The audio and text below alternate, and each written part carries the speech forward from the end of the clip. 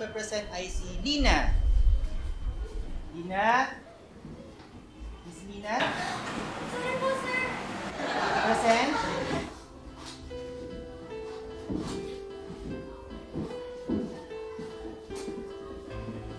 Ito ang aking teddy bear.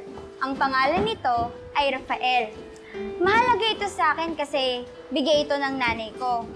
Mahalaga din daw ito sa kanya, kaya naman sabi niya sa akin, ingatan ko daw ito palagi. Naalala ko nga, itong teddy bear na to, ang kasama ko sa tuwing nagduduyan ako doon sa malapit sa bahay namin.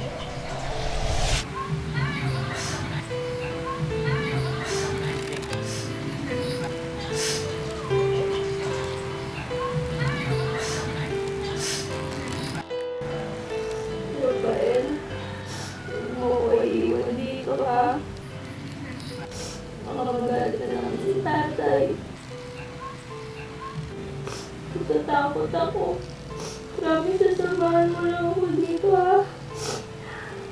Alam niyo ba, sobrang saya ko kasi binigay sa akin ni nanay itong si Rafael. Sa lahat ng bagay, ito ang kasama ko. Sa tuwing walang gustong makipaglaro sa akin, andyan naman palagi itong si Rafael.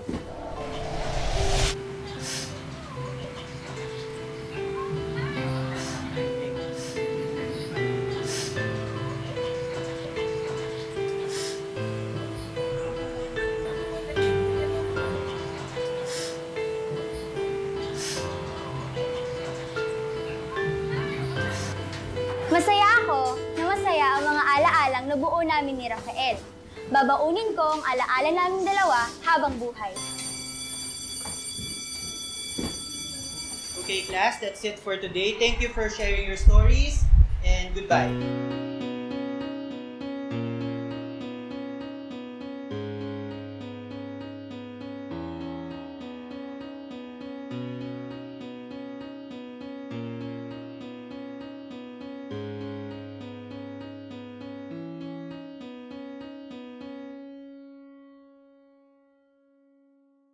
Kahit na anong mangyari, anak, hindi ko ipaparanas sa iyo ang mga naranasan ko noon.